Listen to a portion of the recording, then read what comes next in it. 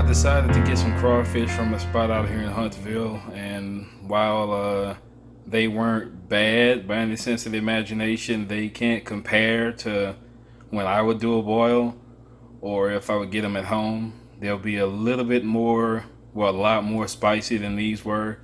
This would be, I guess, considered extra mild. Ain't really my thing, but they weren't horrible.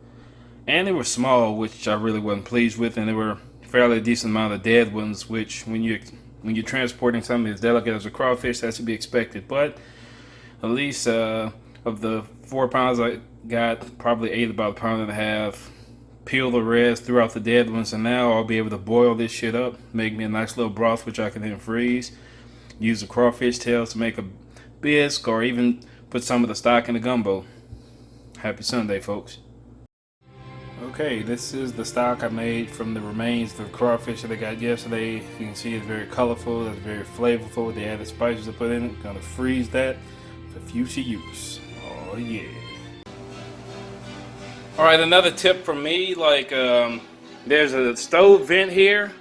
I always have a candle or something burning just because I want to help mask the scent so it stays in the kitchen. Sometimes I'll even bring my air purifier in here to make it run, to kind of keep it clear. I'm probably gonna light some incense in this soon, but that's where we stand with the stock right now. It's cooking down. See that brown on that bottom? That's perfect. Gonna run a couple of, I may have to add a churn of butter there. I may add a couple turns of a couple cranks of black pepper mill. Add me some little onion powder, whatever I'm gonna add to get that stock rolling. R.I.P. to my bamboo spoon, but the show must go on, baby. Let's get it. Alright, this is kind of what I was talking about when it comes to leaving the signature. Now, this started out as water. This has been cooking for maybe the last hour and 15 minutes. You see the color of that broth.